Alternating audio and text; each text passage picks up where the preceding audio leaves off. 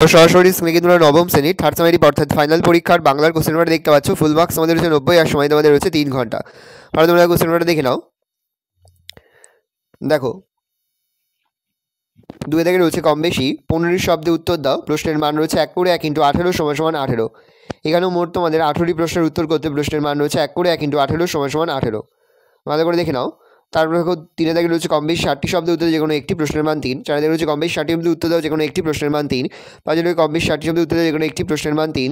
6 থেকে রয়েছে কম বেশি 60টি শব্দের উত্তর যে কোনো একটি প্রশ্নের মান 3। রয়েছে কম বেশি 60টি শব্দের উত্তর যে কোনো একটি প্রশ্নের মান 3। বলেছে কম বেশি 150 শব্দে উত্তর দাও যে কোনো একটি প্রশ্নের মান রয়েছে 5। পরে রয়েছে কম বেশি 150 শব্দের উত্তর যে কোনো একটি প্রশ্নের মান রয়েছে 5। পরে রয়েছে কম বেশি 150 শব্দে যে কোনো একটি প্রশ্নের মান রয়েছে 5। 11 রয়েছে কম বেশি 150 শব্দে উত্তর দাও যে কোনো একটি প্রশ্নের মান রয়েছে 5।